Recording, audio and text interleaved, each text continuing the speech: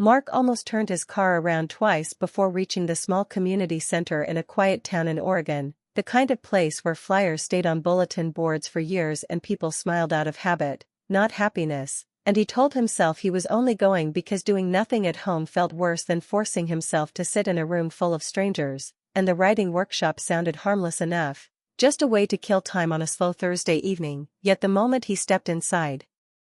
something shifted, because the room felt still, like it was waiting, and as he scanned the scattered chairs and folding tables, his eyes landed on a woman sitting near the window, sunlight touching her face in a way that made her look thoughtful rather than old, calm rather than tired, and he didn't know why he noticed her so strongly, only that he did, and that feeling surprised him, because Mark wasn't looking for anything, not connection, not romance, not meaning, at least not consciously.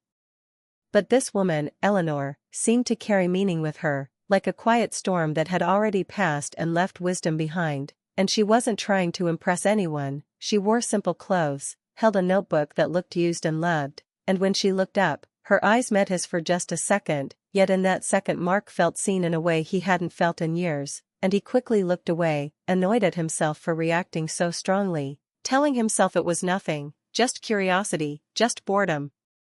But as he sat down and the session began, he kept noticing small things, the way Eleanor listened instead of waiting to speak, the way she smiled softly at other people's words, the way she wrote slowly, like each sentence mattered, and Mark realized how rushed his own life felt in comparison, how loud his thoughts always were, how he chased deadlines and approval and still felt empty at the end of the day. And while the instructor talked about storytelling and honesty, Mark wasn't fully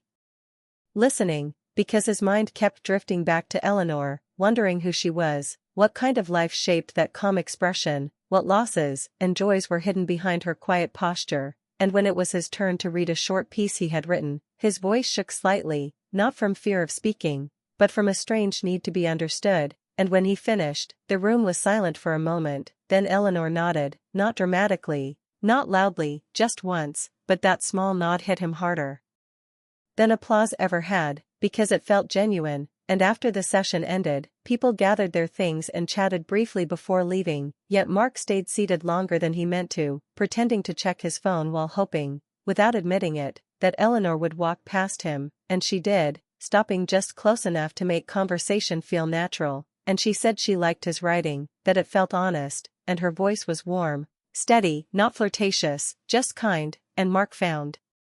himself answering too quickly, telling her he liked the way she listened, which made her smile in a way that suggested she wasn't often noticed for that, and they talked for a few minutes about nothing important, about the weather, about how writing helped clear the mind, and Mark learned her name, her age without asking, simply through context, and the number surprised him, not because it bothered him, but because it explained something, the depth, the patience, the lack of urgency. And when she mentioned she had been attending workshops like this on and off for years, Mark realized how new he felt to life, how unfinished, and instead of feeling small, he felt curious, inspired even, as if meeting Eleanor had opened a door he didn't know existed. And when they finally said goodbye and walked in opposite directions, Mark sat in his car for a long moment before starting the engine, his chest tight with a feeling he couldn't name yet, not attraction exactly, not admiration alone, but a sense that this meeting mattered, that it would echo beyond this night. And as he drove home,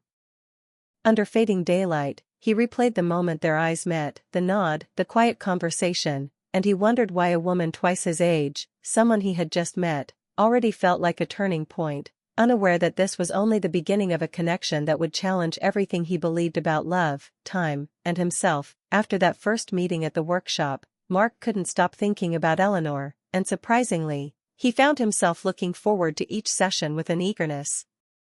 he hadn't felt in years, not just for writing, but for the chance to see her. And when he did, their conversations began naturally, flowing from one small topic to another, starting with books, the ones that shaped their childhoods and the ones that challenged their ideas, and slowly, Mark realized that Eleanor listened in a way no one else ever had. She didn't just hear words, she absorbed them, asked questions that made him think deeper, and shared thoughts that made him see things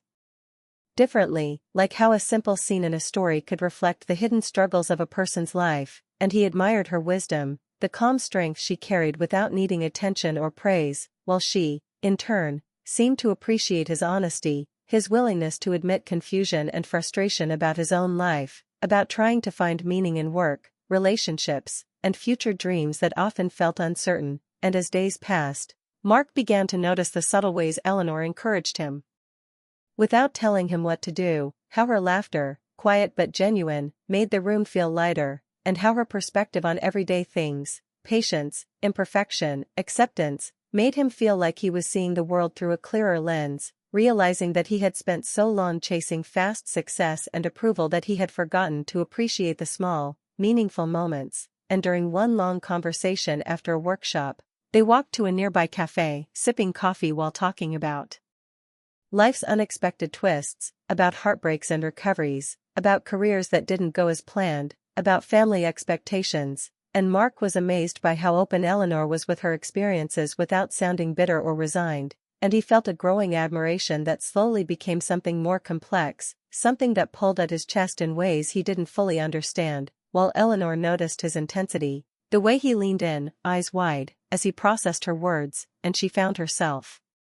smiling at his enthusiasm and the raw honesty of someone still early in life, unpolished but genuine. And as weeks turned into months, their connection deepened, marked by shared lunches, quiet walks, and evenings spent at the library discussing books and writing exercises. And though neither of them labeled it, Mark felt a longing he had never known, a desire to be closer, to understand her fully. And Eleanor recognized that spark in him, feeling a warmth that reminded her of her younger days, yet tempered with the caution of experience, understanding that feelings didn't need immediate action to be meaningful. And Mark's world, once routine and colorless, now pulsed with curiosity, excitement, and a strange, gentle tension whenever they spoke, a tension he couldn't name, a pull towards something beautiful but complicated. And he noticed that after every conversation, he carried her words in his mind, replaying them, learning from them, letting them change how he thought about himself,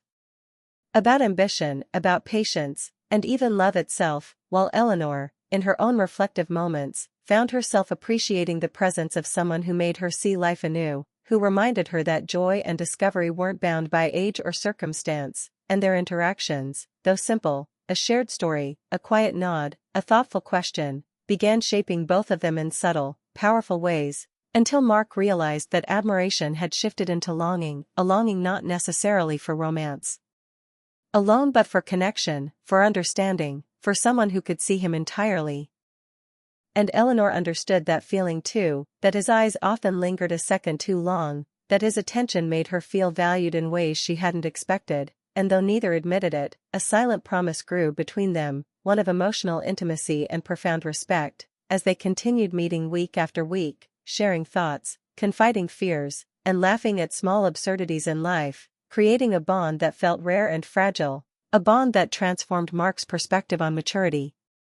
wisdom, and what it meant to care for someone. And by the time they parted each day, walking separate streets under fading sunlight, both felt a quiet electricity in their hearts, a recognition that they were learning from one another in ways that could not be measured by age or experience. And Mark, who had once thought of love as something distant, sudden, or dramatic, began to understand it as a patient, evolving force, gentle yet profound, capable of changing the way he viewed himself and the life he wanted to lead, while Eleanor, who had seen decades of life pass with joy and sorrow intertwined, realized that connection could still surprise her, still teach her, still touch her heart unexpectedly. And neither of them knew how this bond would grow, only that it had already begun to shape them both, quietly, steadily, in ways they could feel but could not yet define, leaving Mark restless with thought and hope, and Eleanor reflective and curious, as their shared journey of learning, understanding, and subtle longing continued to unfold, week by week, conversation by conversation, moment by moment. As Mark and Eleanor's bond grew, the reality of their differences began to press in quietly, a weight neither had fully acknowledged at first, because while their conversations, walks, and shared laughs felt effortless, the world outside noticed in ways that Mark hadn't considered, like the sideways glances from other workshop attendees, the subtle whispers he thought he ignored but that gnawed at him, and even strangers who commented innocently about the age gap, which made him question his own feelings, wondering if admiration alone had become something more, or if the depth he felt was something risky, something fragile, while Eleanor, with decades of life behind her, sensed the same tension, feeling warmth in his presence but also aware of the complications that came with connecting deeply to someone so much younger, and she had already faced situations where desire and reality collided, teaching her that heart and circumstance don't always align, yet she couldn't deny the pull she felt toward Mark, that strange, unexpected energy that made her feel alive in ways she hadn't felt for years. And one crisp autumn evening, they found themselves walking through a park as golden leaves fell around them, the quiet only broken by the crunch of leaves under their feet, and Mark's chest tightened as he tried to put into words the thoughts and feelings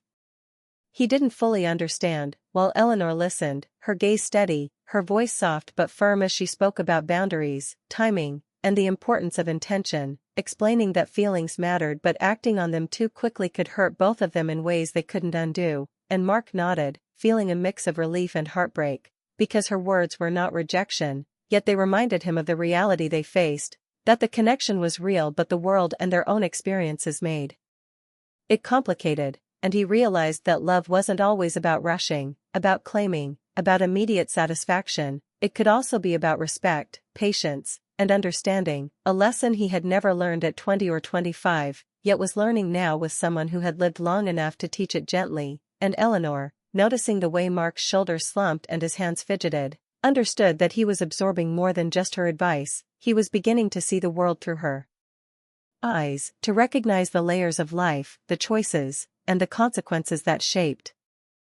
people. And in that moment, the park felt like a bridge between two different worlds, his, still searching, still raw, and hers, seasoned, reflective, and wise, yet both walking side by side, connected by something intangible but undeniable. And they talked longer than usual, about dreams, regrets, and the strange ways life teaches lessons over time, Mark asking questions that made Eleanor think in ways she hadn't in years. And Eleanor sharing stories with honesty, avoiding oversharing but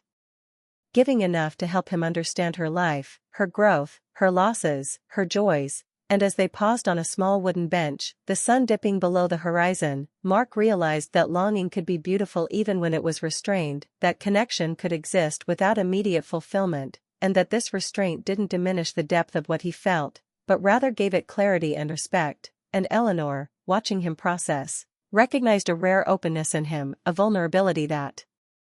reminded her of her own younger self, making her heart ache in ways she hadn't expected. And both knew, without saying it aloud, that the world might never fully understand their bond, that comments, assumptions, and social expectations could challenge them, yet what they shared was theirs alone, fragile but honest. And as they walked back toward the streetlights and the parked cars, the quiet tension between them was a mix of desire, respect, and awareness, a complicated harmony that left Mark both restless and inspired, while Eleanor felt a tenderness she hadn't allowed herself to feel in years, and neither wanted to end the evening, but the practicalities of life called, leaving them to part with a soft, lingering handshake that held more meaning than words could express. And as Mark drove home, the streets glowing under street lamps, he replayed every word, every glance, every small smile, realizing that he was learning something profound, that connection could be transformative, even when it was constrained by reality, that love wasn't always about possession or immediacy, and that some of the strongest emotions required patience and understanding. And Eleanor, walking home in the quiet night, felt a mixture of hope and caution, recognizing that even a fleeting or restrained bond could leave an imprint on the heart, teaching lessons about empathy, desire, timing, and the courage it takes to feel deeply while honoring life's boundaries. And in those silent hours after the park, both lay awake in their respective homes, thinking of the other, feeling a mixture of longing, respect, and a quiet certainty that this connection, complicated as it was, would shape them in ways they could not yet predict, leaving a soft, emotional tension that lingered, like a note held just long enough to echo in the heart. After months of meeting, talking, and learning from each other, Mark and Eleanor reached a point where their connection was undeniable, yet the world and their own lives made the path forward complicated. And one quiet afternoon, they met at the same workshop where it all began, sitting across from each other with notebooks open but hardly writing, because both knew this conversation mattered more than anything on the page. And Eleanor spoke first, her voice calm, measured, carrying the weight of experience as she said that their bond was rare, meaningful, and life-changing. but that it also existed in a delicate balance, one that could not be forced into a conventional relationship without risking the very thing that made it so special. And Mark listened, heart heavy yet aware of the truth in her words, understanding that love, in its purest form, sometimes meant caring deeply without needing to claim, sometimes meant letting someone's presence teach you without expectation of permanence. And in that moment, he realized that his admiration, longing, and emotional attachment had grown into something larger than romance. It had become transformation, a shift in how he saw himself, how he understood life, and how he measured value in human connection, while Eleanor, seeing the subtle ache in his eyes, felt a similar revelation, recognizing that her presence had reshaped his perspective just as much as his had reminded her of the joy, curiosity, and hope that still existed in the world. And neither of them wanted to diminish what they had built, so they agreed, silently but firmly, that their connection would be one of mentorship, friendship, and emotional intimacy, a bond where lessons and feelings could exist without the complications of societal expectations or personal pressure. And over the following weeks and months, this new understanding allowed them to flourish in ways neither had anticipated. Mark began writing with a confidence and depth he never had before, his stories richer because of Eleanor's insights, while Eleanor found renewed purpose in seeing how her experiences could guide, inspire, and nurture someone else. And their meetings became a gentle rhythm, full of laughter, shared observations, quiet moments of reflection, and conversations that stretched late into the afternoon, where words and ideas became more important than labels. And through this, both discovered that connection could be as powerful as love in its traditional sense, because it challenged them, made them grow, and gave them a sense of belonging, a reminder that human bonds need not fit conventional molds to be meaningful. And Mark, who had once felt aimless, now carried Eleanor's influence in every decision, every thought, and every choice, letting her patience, wisdom, and quiet strength shape his understanding of responsibility, empathy, and the value of presence, while Eleanor, reflecting on the changes in him, realized that her life, too, had been enriched by his honesty, courage, and unfiltered curiosity, teaching her that teaching, sharing, and guiding could spark renewal even in later years. And as seasons changed, they walked together through spring blooms, summer sunlight, and autumn leaves, their bond quietly strong, emotional yet restrained, passionate in its depth but tempered by respect. And both learned that letting go of expectations could sometimes create the most profound closeness, because it allowed them to see each other fully without pressure or fear. And when life pulled them apart briefly, Mark traveling for work, Eleanor attending family obligations, they both felt the absence sharply. Yet the separation reinforced the value of their connection, making each reunion richer, each conversation more treasured. And in quiet evenings afterward, Mark would replay her advice, her nods, the subtle ways she encouraged him to think deeply, and Eleanor would smile at his progress, the confidence he now carried, and the thoughtful questions he asked, knowing she had played a part in shaping a life while also being shaped herself. And in the end, they understood that their story was not about conventional romance, but about transformation, respect, and the enduring power of a connection that transcended age, expectation, and societal norms, because what they shared had changed them both profoundly, teaching them that love could be patient, love could be quiet, and love could exist in forms that were just as powerful, just as emotional, and just as life-altering as any traditional relationship. And as Mark walked home one evening after a workshop, he glanced at the stars and thought of Eleanor, feeling gratitude, awe, and a soft ache of longing. While Eleanor, sitting in her living room, sipped tea and reflected on the journey, realizing that sometimes the right person at the right time doesn't need to fit the usual story to leave a permanent mark on your heart. And though they would never be together in the way movies or books often promise, both knew that what they had was rare, profound, and eternal in its quiet way, a connection that had changed their perspectives, their hearts, and their lives forever, leaving them with a sense of completion, growth, and gentle hope that some of the most important relationships don't need endings, they simply continue to shape you in ways you carry forward, always.